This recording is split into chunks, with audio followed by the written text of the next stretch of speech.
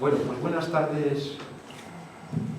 tardes, amigos todos, gracias por venir. Hay alguien más que se incorpora, me parece que es Vicente, si la columna me deja verle, lo confirmo. Así es, sí. Pues os agradezco mucho que estéis aquí. Me refiero a Carlos, que es socio de muchos años, Rosy y Paco. Paco tiene una condición de asesor, oficialmente de asesor de un servidor. Ya veis, esto es algo que está muy bien. Me orientan en cuestiones fundamentales. Su mujer, Rosy, personas siempre atentas, siempre dispuestas para todo. Por aquí Tino, que es un socio veterano. Yo creo que ahora mismo es el más veterano de la casa, ¿no? ¿No? Está la viuda de Lalo. ¿La viuda de uno del Huasca. Del Huasca. Ya murió hace años, pero sí. El otro día me enteré. Bueno, en cualquier caso, una figura referencial también por los muchos años, y además involucrado en muchas actividades, en el teatro, ahora en la junta directiva, en fin, obviamente pues guarda memoria de parte significativa de la institución en las últimas décadas. También está Claudio, un compañero, un amigo, una persona que además canta como un ruiseñor y siempre ameniza, pues, cuando se puede, muchos actos, ¿no? En las comidas que hay mensuales de la Peña El Felechu, que preside Andrés Menéndez, y en otros muchos actos. Ángel es directivo también, igualmente acude a todas las llamadas culturales que puede. De manera que muchas gracias. Y Vicente, que se ha incorporado, es licenciado en Sociología, con estudios de periodismo y en muchas ramas. Animación sociocultural. Animación sociocultural, que está muy bien. Es una... Yo soy experto universitario en animación sociocultural. De los primeros, probablemente, de los primeros. Título nuevo, sí. Yo soy de la primera promoción. Sí. Fíjate que por aquí ha estado catedrático de Pedagogía Social y Animación Sociocultural, que tú lo conoces, José Vicente Merino, que presentó un libro mío y ha dado una conferencia. Es que eso no lo conoce mucha gente, lo de la animación sociocultural. Es que hay gente que ha enchufado de un partido y tal, y ya está animando. Sí. Tú sabes, además, que nuestra institución, el Centro Asturiano de Madrid, es una institución sociocultural de animación, porque si no es animación sociocultural, las romerías que tenemos en la finca. ¿Estuviste alguna vez en la finca? No. Pues a ver si tenemos oportunidad. Mira, lo que ocurre es que creo que te vas. O no lo sé seguro. El próximo Amaguestu, ¿cuándo es? ¿El día 17? ¿Vas a estar aquí? El 17 no, bueno. Domingo. 17 domingo. Es la semana, este domingo no, el siguiente. Pues si puedes, subimos. Bueno, sáquenos bien, Eduardo, por favor, que es muy importante a los tres, porque conformamos una mesa internacional hispano-brasileña y tenemos proyección también a través de YouTube. Entonces, imagínate, Ángel. ¿Cómo verías, por favor, ahora que estamos en el petit comité? Bueno, ya estuvo bien, gracias, Eduardo. Pero si no, vamos a salir como estos líderes políticos ahora. Bueno, pues muchas gracias. Me complace enormemente presentar a Yara Magallanes dos Santos. Ella realizó el bachillerato y la licenciatura en Psicología en la Universidad Federal de Uberlândia, en la especialización en Trabajo Social con Familias, en la Facultad Católica de Uberlândia. Tiene una máster, como decimos nosotros, en Educación por la Universidad Federal de Goiás. Actualmente es doctoranda del programa de posgrado en Educación de la Universidad Federal de São Carlos, en Brasil. Gracias, Eduardo, ¿no? No nos hagan más fotos. Gracias. Y desarrolla su tesis de doctorado a partir de investigaciones sobre la violencia en las instituciones escolares en el área de la comunicación digital. Tiene experiencia en las áreas de psicología clínica y salud mental y en el área de educación como docente de cursos técnicos, donde impartió disciplinas de psicología aplicada y psicología del trabajo.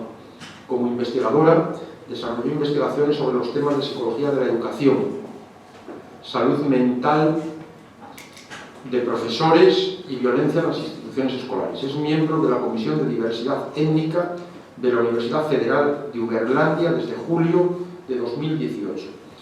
Bueno, ya llegó a España para realizar una estancia doctoral en nuestro departamento de estudios educativos en la Facultad de Educación, Centro de Formación del Profesorado de la Universidad Complutense a primeros de septiembre, no sé si el 9 me parece. Sí, El 9 de septiembre se incorporó y estará, bueno, la estancia pues era de 3 meses, es de 3 meses y concluye a primeros de diciembre también.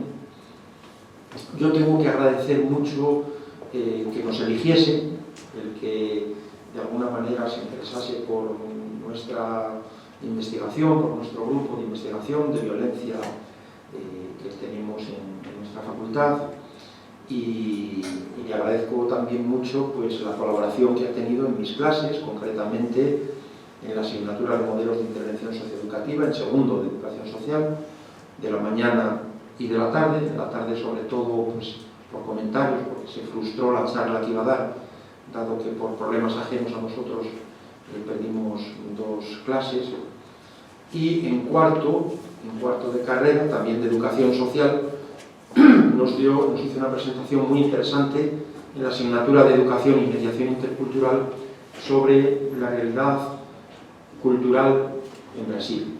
Este gran país hermano que ya he visitado en distintas ocasiones, la última, como es bien sabido, recientemente, donde realicé una estancia con una beca del Ministerio Español de 6 meses.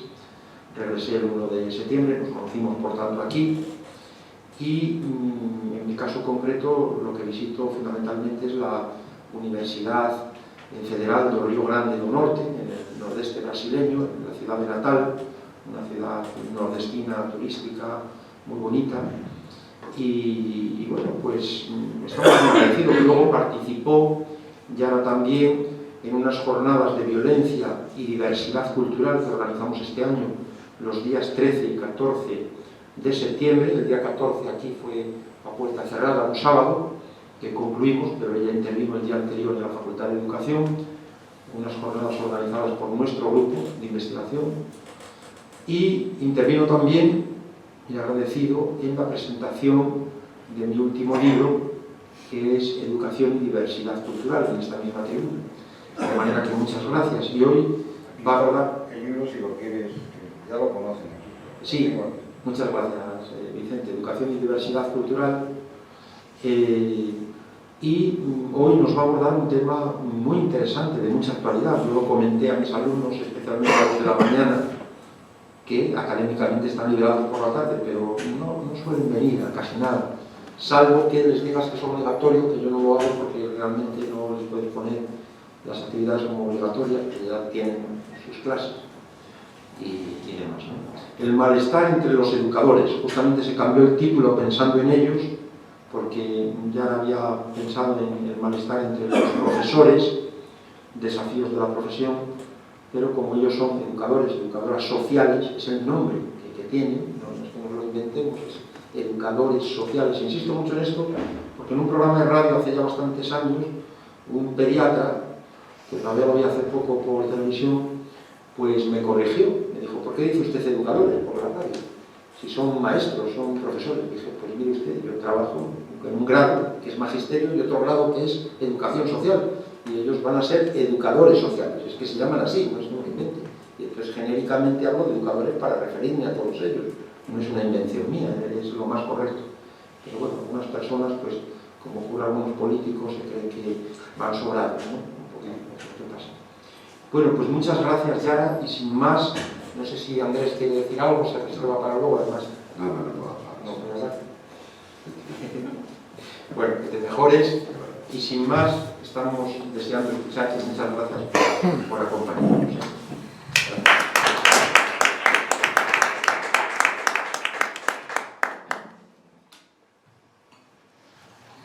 Muchas gracias, profesor Valentín. Primero pido perdón por cualquier error que tenga en mi charla. Creo que 2 meses en Madrid es muy poco para entrenar la lengua castellana, de manera que pido al profesor Valentín también que si yo hable alguna palabra que no exista en la lengua castellana, que puedes interrumpir también, que no hay problema. Yo que agradezco, profesor Valentín, porque estoy muy feliz de estar aquí hoy en el Centro Asturiano de Madrid. No es la primera vez, he venido al centro otras veces, todas las veces. Fui muy bien recibida, con una recepción muy calurosa de todos, y estoy muy feliz de estar aquí hoy para hablar de un tema que es tan importante para mí, porque es una temática que he estudiado e investigado durante mi máster y que sigo también ahora estudiando e intentando aportar algum tipo de contribuição agora no doutorado, que é charlar um pouco sobre o mal-estar de los professores ou de los educadores também, porque, como ha dicho muito bem o professor Valentín, são, mesmo que sejam profissões diferentes, aún sim que tienen algo en común, que es la propuesta educativa. Entonces, por eso creo que también podemos hablar de malestar entre los educadores. Y agradezco a ustedes por la presencia hoy, muchas gracias. Y agradezco de nuevo al profesor Valentín por la recepción en la universidad, que ha sido una instancia muy rica, de mucha oportunidad. Para mí es muy valioso todo que estoy teniendo la oportunidad de hacer aquí en Madrid.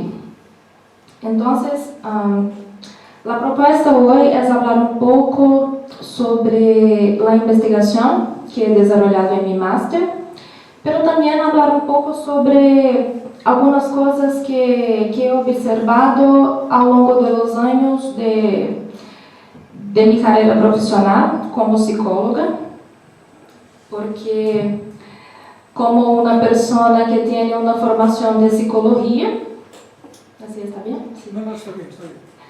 Como una persona que tiene una formación en psicología y que ha elegido el campo educativo como área de trabajo y de investigación, es común, por ejemplo, que cuando llego a una institución educativa, a una escuela, mesmo que tenha uma proposta diferente de trabalho, uma proposta formativa ou uma proposta de investigação, é comum que muitos professores ou muitos educadores aproveitem este momento e esta presença de um profissional reconhecido por trabalhar com questões emocionais, de saúde mental, para quejar-se.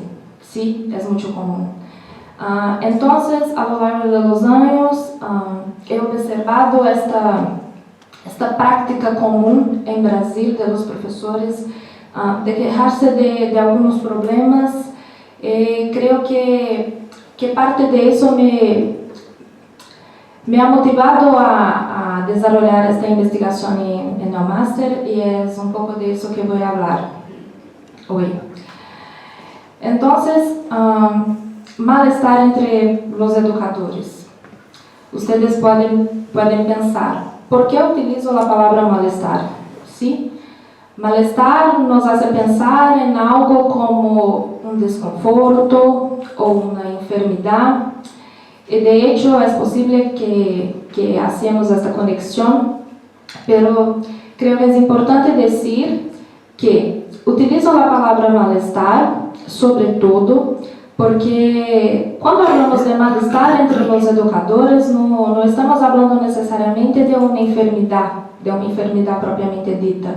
La palabra malestar ha sido utilizada por muchos autores españoles, portugueses, brasileños también, para hacer referencia a un proceso de sufrimiento generado a partir del trabajo entre los educadores. Por eso es posible que ustedes vean con frecuencia algo como malestar docente, malestar de los profesores, algunas publicaciones que utilicen esta terminología. Entonces, malestar ha sido utilizado para hacer referencia es importante decir que no estamos hablando de una enfermedad propiamente dita, porque hay otros tipos de sintomas para el malestar. En Brasil, por ejemplo, tenemos datos de pesquisa muy preocupantes, que son datos que revelan, por ejemplo, el número de abandono de la profesión entre los educadores. Y el número de abandono también, el abandono de la profesión también es un síntoma de malestar. Entonces, entre otros síntomas de malestar que no son propiamente enfermedades, tenemos intensa apatía, que puede surgir entre los educadores, desinterés, ¿sí? Es posible observar que muchas veces les falta ganas de hacer su trabajo, desmotivación, pero no una cualquier desmotivación, porque por supuesto que nosotros vamos a experimentar desmotivación en algún momento de nuestros trabajos también, pero una desmotivación crónica, ¿sí? Que se hace presente y que impide que los educadores encuentren satisfacción en su trabajo. Excesos como adicciones también es un síntoma importante de un malestar entre los profesores y ahí hablamos de diversos tipos de adicciones. Podemos hablar, por ejemplo, de una que es muy común hoy como el uso de la tecnología en exceso, enfim, otras tantas. Absenteísmo frecuente, sí, que puede ser también como consecuencia de las bajas de trabajo. Y por fin, el malestar puede resultar también en abandono del trabajo y abandono de la profesión. Ese es un síntoma muy preocupante en Brasil, porque hoy en día tenemos un grande número de abandonos de profesores que acabam abandonando sus trabajos por conta de algo que también muchas veces no está consciente para ellos, pero por muchas veces como consecuencia de este mal-estar. Pero mesmo destacando que quando falamos de mal-estar não estamos falando de uma enfermidade propriamente, é comum que o mal-estar tenha uma conexão muito forte com uma enfermidade que chamamos de síndrome de burnout. Vocês já devem ter escutado algo sobre. O síndrome de burnout é uma terminologia recente para falar de sintomas que, por supuesto, também sempre existiram, pero a diferença é de que em la síndrome de burnout o quadro patológico, podemos dizer assim, é causado por el trabalho, ¿sí? Por questões relacionadas, involucradas com o trabalho. Entonces, síndrome de burnout, que já é uma enfermidade formalmente reconhecida por la Classificação Internacional de Enfermidades. Antes não foi reconhecida no último ano e agora já é reconhecida como uma enfermidade, que é definida como agotamento físico e mental intenso resultante da prática profissional. Então, só podemos falar de enfermidade, só podemos falar de síndrome de burnout quando temos um processo de enfermidade desenvolvido pelo trabalho, ¿sí? Então, se quitamos a pessoa do trabalho, a pessoa não está, como podemos dizer, os sintomas desaparecem, ¿sí? Se a pessoa volta ao trabalho, o quadro clínico e patológico vuelve a aparecer. Então, o síndrome de burnout tem esta conexão, está relacionada, intimamente relacionada com o trabalho. E quais são os sintomas de síndrome de burnout?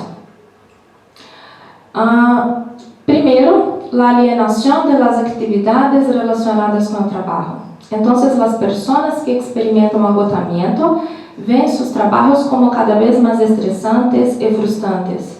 Y hay una tendencia a distanciarse emocionalmente de sus trabajos, ¿sí? Una dificultad de establecer una conexión, de encontrar algún tipo de satisfacción, pero algo que es cotidiano, que es crónico y agravante, que les impide de una cierta forma que les resulta en enfermedad. También hay un cuadro de síntomas físicos, como el estrés. Como sabemos, el estrés crónico puede provocar síntomas físicos diversos, ¿sí? Aquí he citado algunos, pero tenemos diversos tipos de síntomas físicos que pueden ser considerados como síntomas del síndrome de burnout. El agotamiento emocional, sobre todo, porque las personas que experimentan síndrome de burnout se sienten constantemente cansadas, ¿sí? Agotadas, incapaces de hacer frente a las tareas del día, constantemente cansadas. Y como consecuencia, por supuesto que un síntoma importante también está relacionado con la reducción de rendimiento, porque todos los síntomas anteriores afectan las tareas cotidianas y resulta que las personas no consiguen producir de la misma manera que se producía antes o como se espera. En Brasil, los educadores están entre los profesionales que más tienen baja de trabajo debido a enfermedad, pero eso no es una exclusividad de nuestro país, Brasil, no. En el mundo también hay muchas pesquisas que apuntan que profesores, policías y profesionales de la salud están entre los profesionales que más tienen bajas de trabajo relacionadas con enfermedades generadas a partir de este proceso laboral. Pero los profesores aparecen siempre con cierto destaque de números de baja laboral, sobre todo en Brasil. He traído algunos ejemplos de esos datos, ¿sí? Por ejemplo, en 2017, una institución brasileña, que es a Confederação Nacional dos Trabalhadores em Educação, em português, né? Apresentado dados muito importantes sobre uma encuesta realizada com 762 profissionais da educação. E de esos, 71% ha contestado que experimentaram baja laboral ao menos uma vez em los últimos 5 anos. Então, esto é um número preocupante. ¿Sí? E de esos 71%, mais de 60% ha apuntado o estresse como causa de baja laboral. Então, miren, é um número preocupante. ¿Sí? Mais de 30% ha apuntado depressão como causa de baja laboral. Hace poco tiempo, las grandes enfermedades apuntadas pelos professores como causas de baja laboral eram enfermedades relacionadas com problemas com voz, porque os professores suelen trabalhar, necessitam falar todos os dias, então teníamos muitos problemas de saúde relacionados com voz e outros problemas relacionados com lesões generadas a partir de esforço repetitivo em las manos, por exemplo, algo assim. E agora não, agora enfermedades psíquicas e psiquiátricas são as grandes causas de baja laboral entre os professores brasileiros. Uma outra encuesta realizada por a instituição brasileira Nova Escola, com aproximadamente 5.000 educadores, apunta que aproximadamente 60% se queixa de sintomas de ansiedade, estresse e dolores de cabeça. E 66% ha sofrido debilidade, incapacidade ou medo de ir trabalhar. Entonces, miren, de nuevo tenemos datos preocupantes, porque si ampliamos esses datos para a realidade brasileira, esses números se conviertem em algo muito preocupante para nós outros. ¿Sí? De los encuestados, 87% cree que los problemas de salud son debidos o intensificados por la profesión. ¿Sí? Y por supuesto tenemos un otro agravante, existe esa palabra, ¿sí? ¿Sí? En Brasil, que está relacionado, por ejemplo, a los casos de violencia que los profesores han sufrido, que también afetam este número, este porcentaje de baja laboral e acaba generando mal-estar e a síndrome de burnout como consequência. Muitos professores e muitos educadores, assim como estou falando agora, delante deste quadro de enfermidade, de mal-estar, de desmotivação, acabam volvendo para seus trabalhos porque não há outra opção. Sí, porque de hecho la verdad es que en la propia investigación de máster he escuchado mucho de eso, cómo les gustaría hacer otras cosas, sí, pero acaban volviendo porque no hay otro tipo de opción. Entonces los datos em Brasil apontam que o mal-estar entre os educadores brasileiros tem uma forte conexão com a síndrome de burnout. ¿Sí? Entonces, é como dizer, quando miramos aqueles dados, é como dizer que nossos educadores em Brasil estão enfermos e necessitamos fazer frente a este problema. ¿Sí? Porque temos números assustadoramente grandes de enfermidade entre nossos educadores. Pero para hacer frente a este problema, para hacer frente à síndrome de burnout, temos algumas dificuldades também. Por exemplo, uma dificuldade diagnóstica importante, porque, como he dicho, síndrome de burnout é algo muito recente em termos de classificação diagnóstica, ¿sí?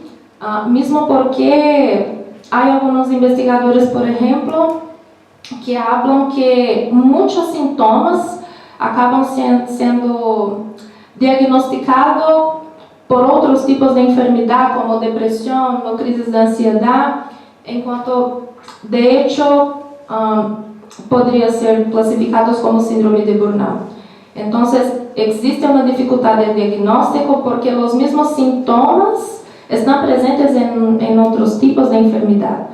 A diferença está em la conexão com o mundo do trabalho, ¿sí? com a origem da enfermidade. Esta é a diferença. Uma outra dificuldade seria a carência de uma prevenção primária, ¿sí? que quase não há. ¿Sí? Em Brasil, por exemplo, muitos se sabe que esta é uma realidade de nossos profissionais, pero carecemos de um tipo de prevenção, sim, para ajudar também as instituições e os profissionais a hacer frente a estes problemas, prevenir para que o mal-estar na educação não resulte em enfermidade para nossos profissionais. E também uma dificuldade de lidar com problemas complexos que formam parte do cotidiano de trabalho dos educadores.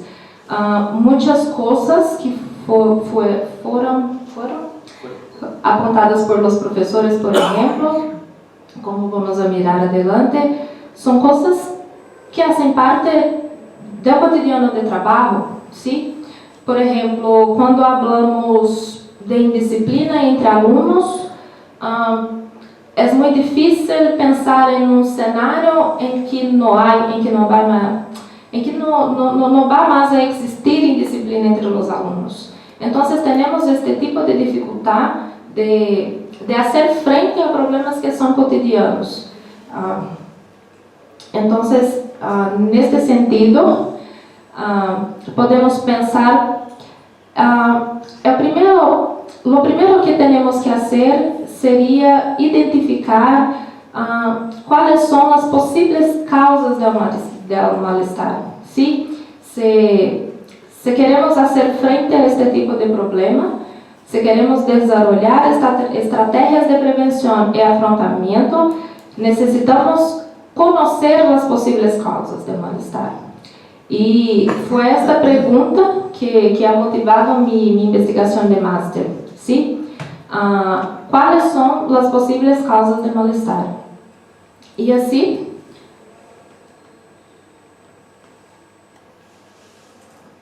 me fui a las instituciones escolares en Brasil para escuchar a los profesores. Escuchar o que ellos tenían a decir sobre sus trabajos, sobre satisfacción personal, sobre sus dificultades. Escuchar este tipo de escucha sensible y también generar un espacio también para que ellos para un tipo de reflexión, porque muchas veces, como estamos en la corriendo nuestro cotidiano corrido, ellos también, lleno de tareas, lleno de cosas, de plazos también, es común que hay un tipo de queja, pero que no hay un espacio para que se pueda hablar y refletir sobre. Entonces la propuesta era escuchar a los profesores y así fue desarrollada la investigación de máster. Y creo que los datos que voy a apuntar ahora, que son datos de pesquisa, pueden ser ampliados a la realidad de trabajo de otros educadores, no solo profesores.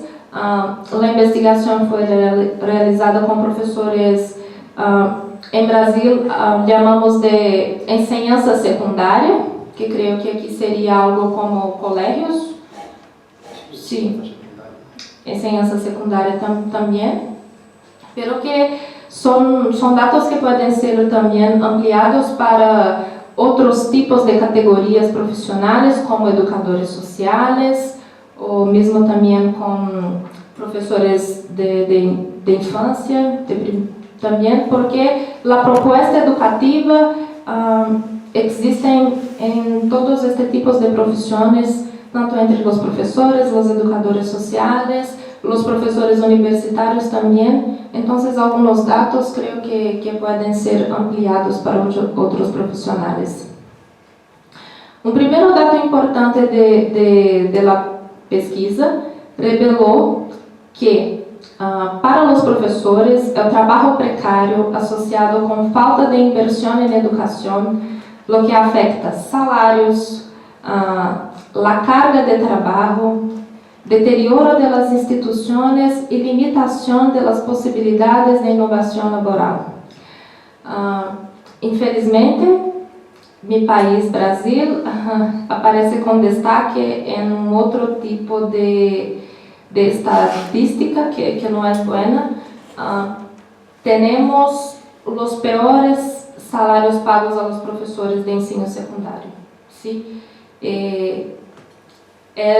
Es con mucha tristeza que hablo de eso, porque de hecho en la investigación esta conexión estaba muy presente en la fala de los encuestados, porque cuando los profesores no reciben salarios dignos, eso los lleva a asumir otros cargos en otras instituciones. Por ejemplo, tenemos profesores brasileños que trabajan en 2, 3 escuelas para completar, para poder sobrevivir, ¿sí?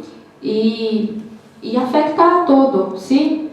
El deterioro de las instituciones, por ejemplo, también los profesores se quejaban de la situación física de las instituciones.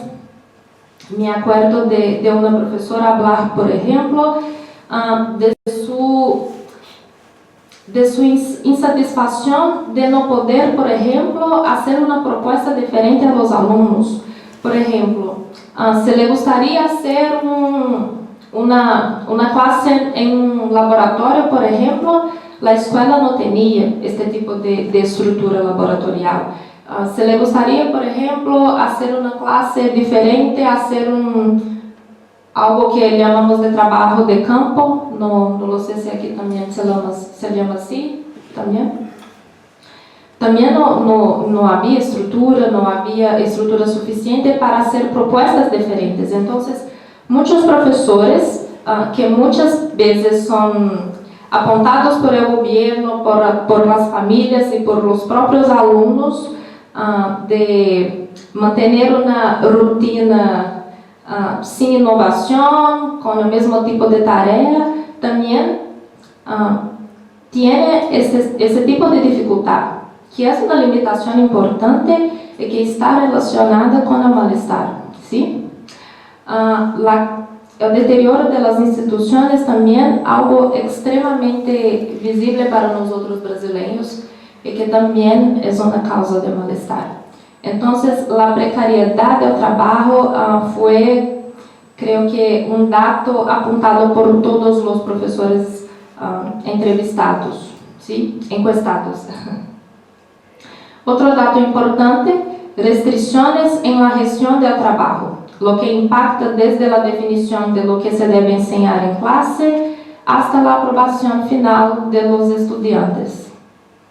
En Brasil, hay algo interesante que es una especie de centralización de normas y reglas a respecto de este tipo de cuestión educativa. Creo que hay en otros países también, pero eso fue uno de las cosas apuntadas por los profesores como causa de malestar. Entonces, por ejemplo, a veces a un profesor le gustaría enseñar un cierto tema, pero existe este tipo de limitación porque los profesores tienen que enseñar aquello que está predeterminado por los gobiernos, por los sistemas de control, por la gestión educativa en general. En Brasil, por ejemplo, hay algo que molesta a muchos profesores en este tipo de sistema porque existe una especie de sistema de aprobación que independe del profesor. Entonces, por ejemplo, hay un sistema de aprobación de alumnos mucho generado también para que se consiga números, ¿sí? Porcentajes de aprobación. Muchas veces el profesor acredita que un alumno no tiene condiciones de ser aprobado, pero la gestión escolar acaba definiendo que el alumno va a ser aprobado y eso también molesta a muchos profesores. Sí, porque se sienten, ¿cómo puedo decir? Se sienten muy... Hay este tipo de juego de fuerzas también. Y en final, el profesor acaba teniendo su voz calada. En simples cuestiones, desde la definición de los temas, hasta en una cuestión tan compleja como la aprobación de un docente, de un alumno. Porque si la palabra del profesor no es llevada en consideración al final, entonces tenemos algo complicado también. Otro punto, la exagerada productividad requerida de los profesionales de la educación. Eso también fue algo muy apuntado por los profesores, porque se exige muchas cosas de los profesores hoy en día, ¿sí? Se exige número de clases, se exige, por ejemplo, también número de investigación. El profesor tiene que estar siempre en formación, actualizado, estudiando. Y también muchas veces hay una especie de cobranza demasiada, exagerada. Me gusta hablar del ejemplo, por ejemplo, de los profesores universitarios, y el profesor Valentín está aquí también, que no me deja mentir. Se exige números de publicaciones, por ejemplo, altísimos de los profesores universitarios. Números de investigaciones también altísimos, ¿sí? Muchas veces una cobranza que lleva a que los profesores actúen baseadas em uma ideia de produção. Se exige que os professores produzam, e muitas vezes não se questiona que tipo de produção é essa. Sim, muitos professores estão a produzir, e muitas vezes coisas que não estão também a contribuir. Então, isso também foi algo importante apontado por os professores. Um outro dado importante: problemas involucrados com a indisciplina e a violência escolar. E creio que, mesmo que não seja uma surpresa, porque para nós outros já sabíamos que teníamos este tipo de contestação nas entrevistas, pero foi algo muito preocupante em la maneira, em la forma que os professores falaram de esta temática, porque a princípio, incluso isso foi o que me motiva agora a desenvolver minha investigação de doutorado para falar um pouco sobre violência em las escolas, porque muitos professores falavam sobre a maneira em que se sentem desautorizados por seus alunos, sobretudo quando falamos de alunos jovens, adolescentes. Sim, então muitos, por exemplo, falavam com uma espécie de, como posso dizer, falavam de um passado, recordavam quando eles eram alunos e tinham uma espécie de respeito à hierarquia entre professores e alunos, e que hoje em dia não há mais. Então, isso foi um ponto muito interessante. Em Brasil também temos índices muito maus de violência nas escolas, e é algo preocupante. E posso dizer que o mal-estar entre os educadores brasileiros está extremamente relacionado também a este tipo de problema que afrontamos hoje em las escolas brasileiras, sobretudo entre alunos jovens. E também os professores falaram um pouco sobre o processo de cambio de valores culturais.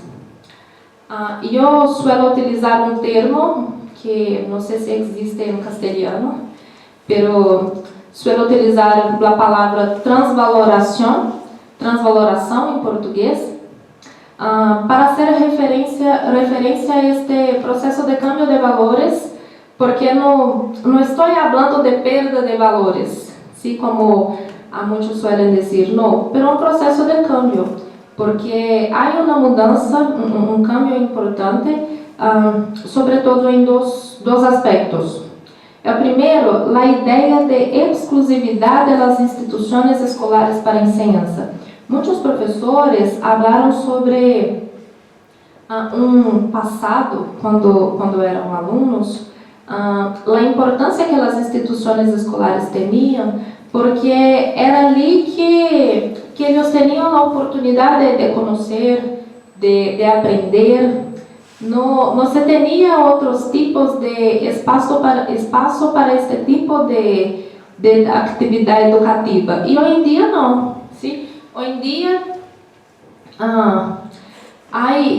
o aluno habla para o professor, pero há uma classe na internet muito melhor que esta.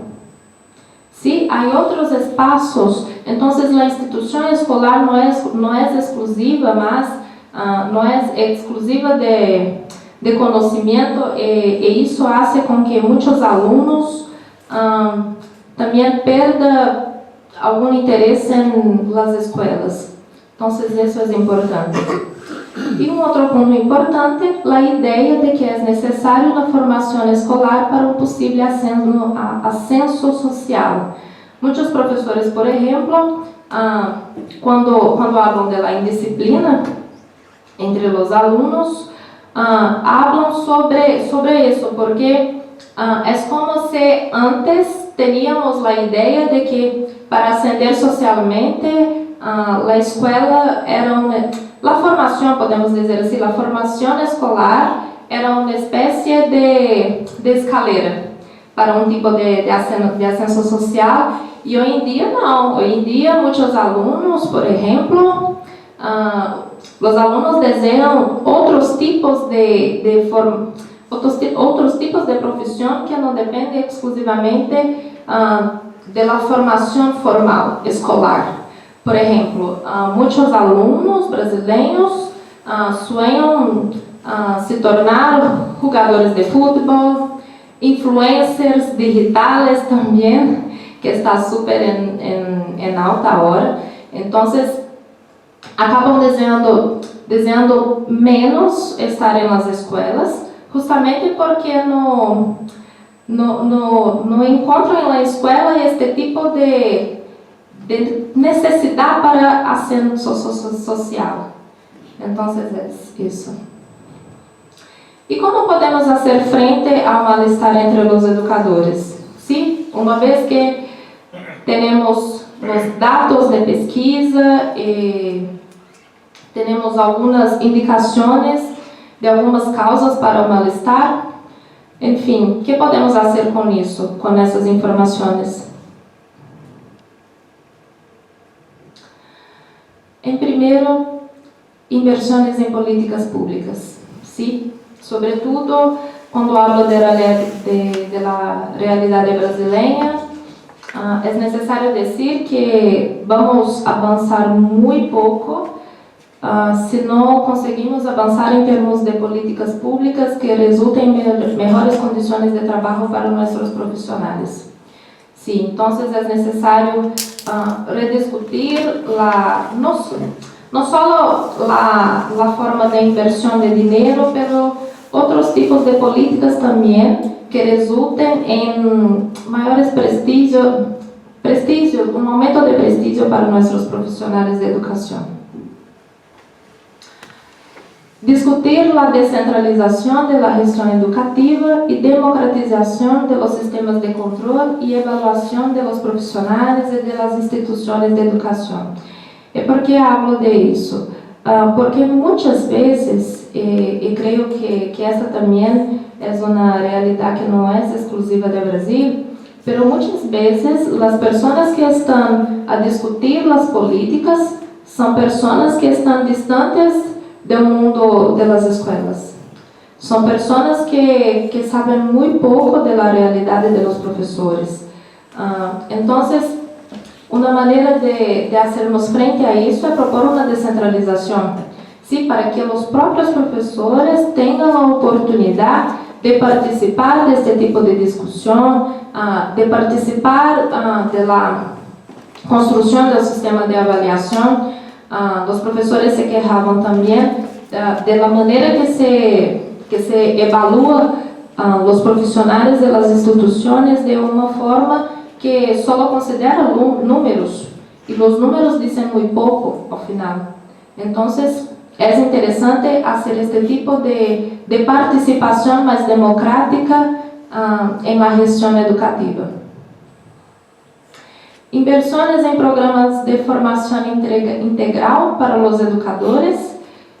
Utilizo este termo também, que é um termo que o professor Valentim suele utilizar muito também, formação integral, porque não é suficiente formar nossos professores em las temáticas de conhecimento que vão a ensinar. Se é necessário também formar a los professores hablando sobre as dificuldades cotidianas. Por exemplo, necessitamos formar nossos professores para saber fazer frente à indisciplina de los alunos, ¿sí? E aí temos que formar a todos, ¿sí? Tanto os professores de matemática, de ciências. Então, é necessário uma formação integral. O que ocorre é que muitas vezes os professores estão se formando solo em programas de disciplinas e não há este tipo de formação que trabalhe com questões emocionais, com as próprias dificuldades de satisfação que muitas vezes vão a encontrar em seus trabalhos, una educación también que también aborde un poco cuestiones políticas también. Entonces es necesario promover este tipo de formación integral.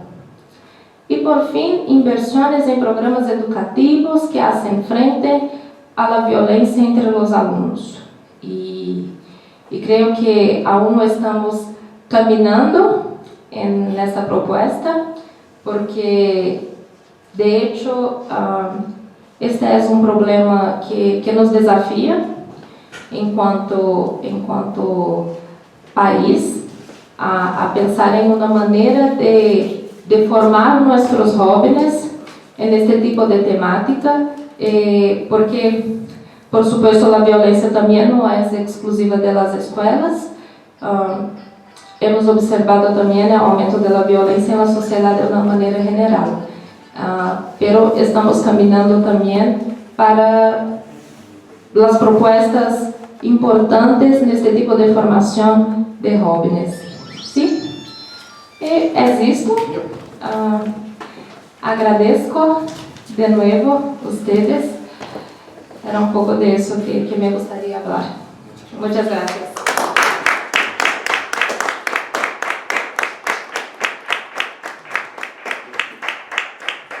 Pues muchas gracias, Yana, porque además te has ajustado al tiempo, pero aparte ha sido una conferencia muy brillante, que se ha comprendido todo, se ha comprendido el 100%, y te felicitamos por ello. Ya sabíamos que manejas el idioma español muy bien, porque te hemos escuchado en otros actos, en la Facultad de Educación, en las clases, aquí mismo en este salón, el día de la presentación de mi libro, y bueno, pues para bienes, ¿no? Por ello. Por otra parte, yo quiero decir que te deseo y me atrevo a afirmar que vas a ser una gran profesora universitaria. Deseo que tengas éxito también con tu doctorado, que lo culmines dentro de unos meses. ¿Para cuándo está prevista la finalización? ¿Para marzo? Sí, de 2021. 2021, bueno. El tiempo pasa enseguida y ojalá que eso también te abra las puertas en la universidad y puedas desarrollar una carrera pues como tú quieres, ¿no?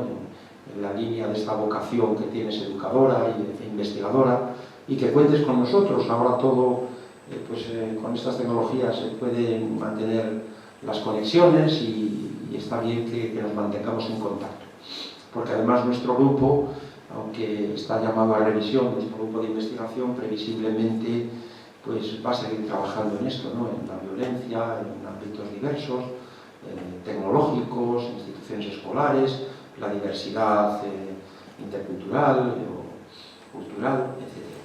Y nos ha gustado mucho la conferencia. Yo creo que has dado un repaso efectivamente muy vinculado todo tu trabajo a la realidad brasileña, pero muchas cuestiones, por no decir todas, son extrapolables al caso español, de un modo u otro, ¿no?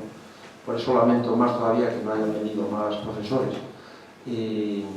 Pues sí, efectivamente el profesorado es fundamental y sin embargo, por descuido de nuestros responsables políticos, por falta de sensibilidad a veces social, porque está cambiando mucho nuestra realidad y tienen mucha competencia en la televisión, en los videojuegos, en el internet, etc., pues resulta que a veces se está infravalorando e infrapagando al profesorado y está muy abocado a este tipo de problemas de salud mental y física tan graves, y todo ello va en perjuicio de la educación y por consiguiente de lo que es el futuro de un país, de una sociedad, de manera que hay que tomar cartas en el asunto, ¿no? Yo en Brasil había detectado efectivamente, pues esto que dices, y no solo en Brasil, en otros países también de América Latina, en Paraguay y en otros muchos, lo que dices, por ejemplo, por alumnos nuestros que han realizado aquí maestrías, másteres. Recuerdo a los queridos alumnos de Paraguay, alumnos y alumnas, que por ejemplo, he sabido por ellos que trabajan más de 60 horas de clase en el aula y tienen que completar efectivamente su salario con trabajos, con contrataciones en 2, 3 colegios y a veces algunos más, ¿no? Esto es Es imposible. Es imposible si tenemos en cuenta que la labor docente pues no se circunscribe a dar la clase, hay que preparar las asignaturas, hay que preparar esas clases, luego exámenes, etcétera, ¿no? Y en Brasil igual, recuerdo la polémica tan grande que surgió hace unos años entre la que era secretaria de Educación de Río Grande do Norte y una profesora que se quejó en audiencia pública y bueno, esto fue muy sonado, muy difundido en todo Brasil, tuvo mucho alcance, pero además es que es la realidad. Si además pensamos que tienen que ir a esos centros en transporte público, del que hablábamos hoy mismo tú y yo, que no funciona muchas veces como sería deseable, pues nos imaginamos el estrés que uno empieza a desarrollar como consecuencia de todos estos factores, ¿no? Y luego lo de la violencia, etcétera, la indisciplina. Pero ya digo que en España lamentablemente también ocurre así. A mí me gustaría, antes de que se me olvide, decirte que como tienes este manejo del español, en España hay un autor, antes de que se me olvide, que lo ha trabajado mucho, que es Esteve Zarazaga. ¿Lo conoces? ¿Por qué suena? Esteve Zarazaga lo ha trabajado mucho. Y luego, quizá no lo conozcas, es amigo nuestro, una persona muy querida, Manzana de Oro, ya estudié en Universal, lo de las adicciones, no específicamente en el profesorado. Alonso Fernández, Francisco Alonso Fernández, ha trabajado las adicciones y las nuevas adicciones, sobre todo, al Internet, en general en la sociedad, ¿no? Al Internet, al trabajo, a las compras, a la televisión, etc. Varias adicciones nuevas, digámoslo así. Incluso tiene un artículo que le publicamos en una revista que yo coordiné sobre problemas, ¿sí? Problemas del profesorado específicamente. Si luego me lo recuerdas, te lo envío. Del profesor Francisco Alonso Fernández, muy interesante, específicamente sobre problemas psíquicos en el profesorado. Y bueno, pues te agradecemos mucho. Y ahora me gustaría abrir, por favor, un turno de preguntas, por si alguien quiere hacer una consulta, algún comentario, pues tenemos ahora la oportunidad. Yo le preguntaría, ¿cuándo el idioma español puede ser el segundo de Brasil? ¿Cuándo el idioma español podría ser el segundo de Brasil?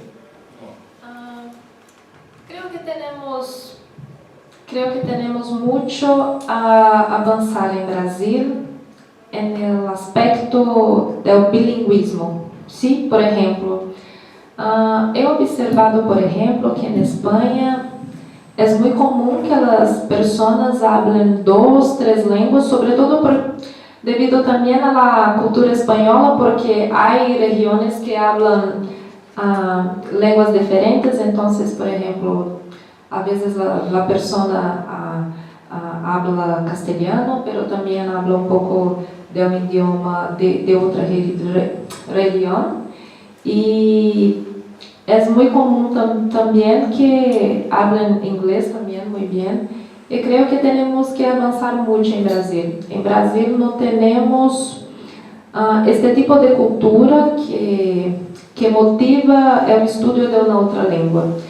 El estudio de una otra lengua en Brasil está limitado a las personas que pueden pagar. La realidad es esa. ¿Sí? Entonces, estudiar una otra lengua está accesible para pocas personas. Creo que tenemos que avanzar mucho. Sobre todo porque tenemos muchos compañeros en el restante de Sudamérica, sobre todo con parcerias académicas importantes, ¿sí? con otros países, pero necesitamos avanzar mucho. Muchas gracias, ya. Bueno, realmente es verdad que Brasil es un gigante, pero está rodeado de países hispanohablantes y depende un poco de la sensibilidad de los distintos gobiernos. En alguna ocasión pues se ha llevado mucho a la escuela el español, pero todavía se precisaría, desde nuestro punto de vista como hispanohablantes y españoles, pues más, ¿no? Pero la verdad que en materia de idiomas España tiene también hay una asignatura pendiente. Si nos comparamos con otros países de nuestro entorno, incluso con el hermano Portugal, estamos muy atrasados. Los portugueses sí hablan mucho mejor que nosotros Los españoles nos cuesta enormemente lo del inglés, por ejemplo. Sí. Sin embargo, en Portugal, tal vez un factor que puede influir es que ven muchas películas en versión original, con subtítulos, incluso te pronuncian bien. Es una cosa muy curiosa, ¿eh? Los portugueses en eso nos llevan la delantera con diferencia. Y otros países también, de Europa ya ni te cuento, hablan el inglés perfectamente, prácticamente son bilingües. Aquí obviamente lo de las regiones, que además has dicho muy bien, regiones, Cataluña, Galicia, el País Vasco, tienen sus propios idiomas, luego se reivindica también por ejemplo en Asturias, pero no tiene categoría oficial de idioma, al menos hasta donde yo sé, el asturiano, ¿no? Por más que hay la Academia de la Lengua Asturiana. Pero bueno, no dejan de ser idiomas con toda la dignidad, pero circunscritos a esas comunidades, a esas regiones. Y el español es verdad que nosotros creemos que es nuestro principal valor, que hay que seguir potenciando como españoles, como hispanohablantes, porque el español pertenece a una comunidad de hispanohablantes creciente, no es propiedad de los españoles, muchísimo menos.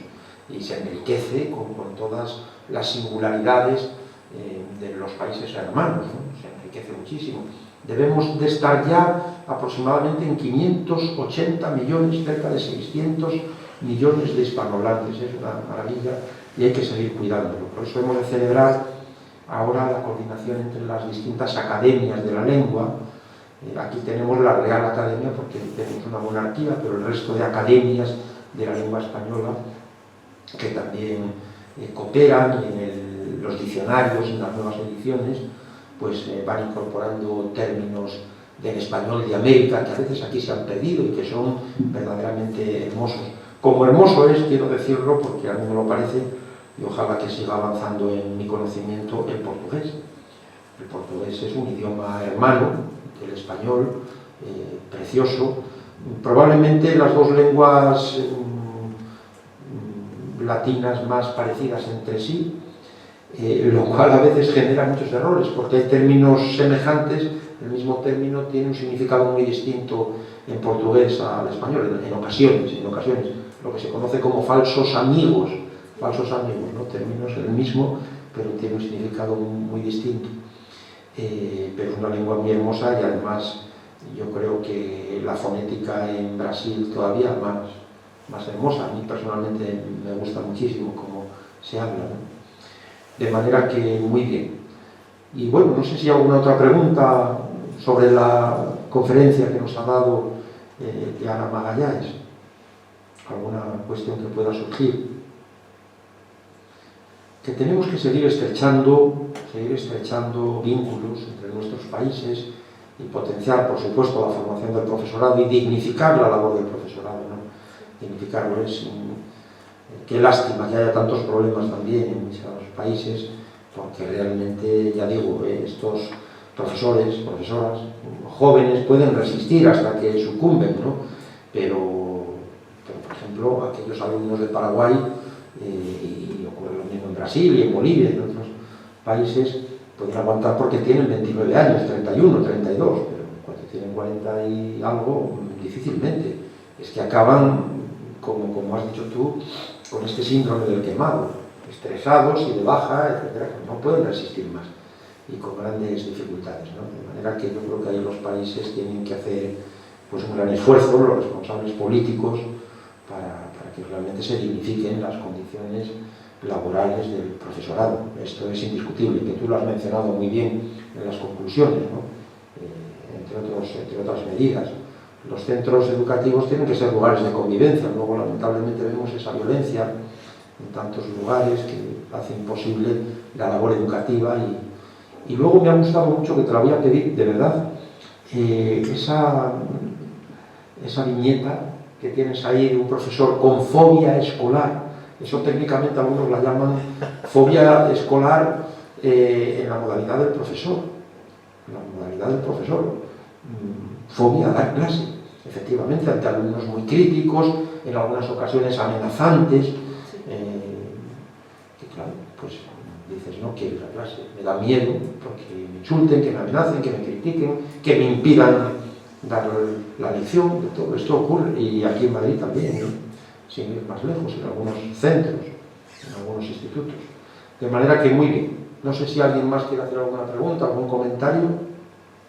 Vicente, adelante. Yo, lo de intercultural, como yo he estudiado cosas de esas, lo veo que es muy importante en Brasil porque Brasil es un país mezcla de muchas culturas, muy antiguas, las rurales y todo eso, y luego muy modernas en las grandes ciudades por las grandes empresas que hayan entrado y las grandes tecnologías. Entonces hay un problema, debe haber un problema de diferencias sociales, diferencias de barrios, tú has dicho que el fútbol, todas las favelas pues están ensayando el fútbol, porque es lo que más les puede conducir a un ascenso rápido, digamos, ¿no? Pero yo creo que es un problema sociopolítico que hay el país del futuro, un país muy importante, que siempre se ha dicho que era el del futuro, pero claro, hay un problema social, sociopolítico, que es que hay muchas diferencias de clases.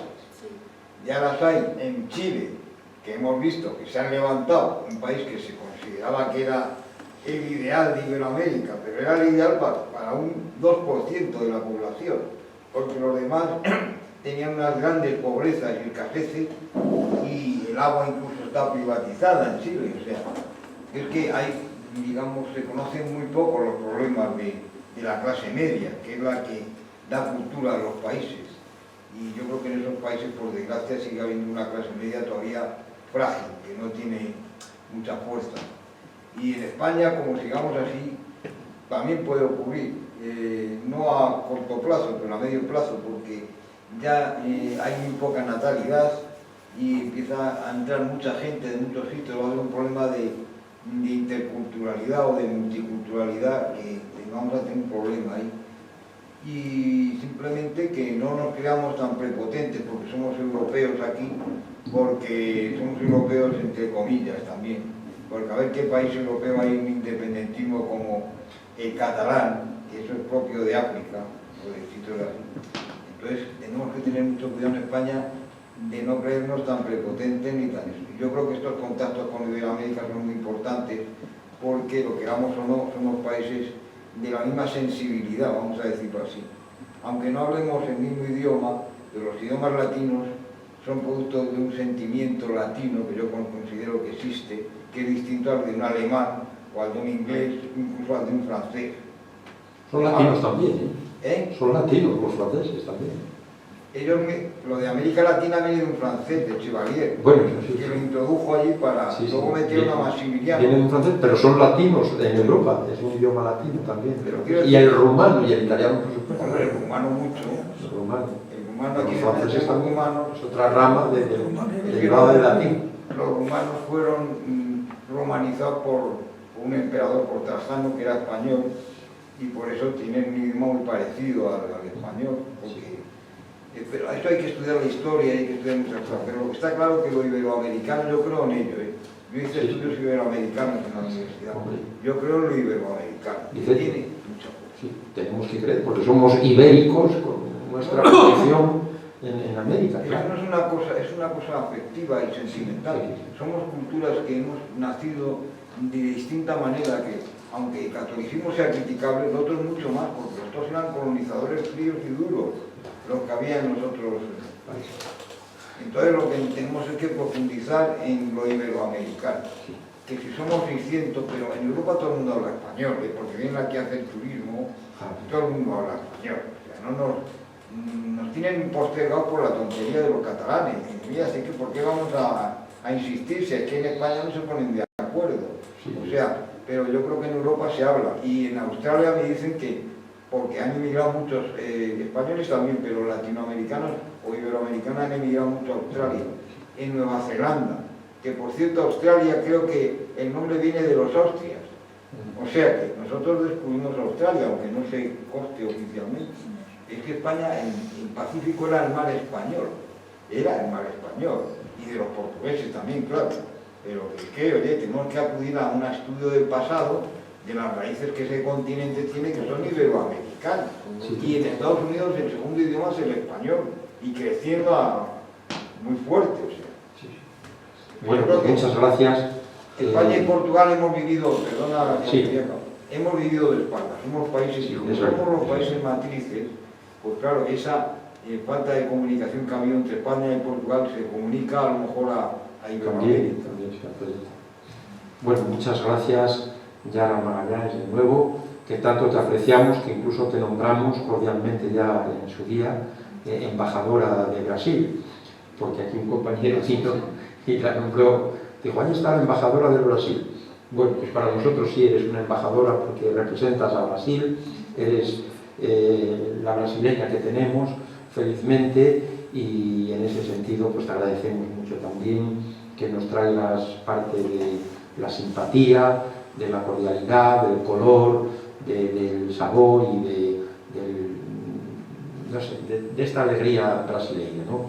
De manera que, muy obrigado, parabéns, y damos por finalizada la sesión. Gracias a todos. Cuando puedas nos traes los carnavales.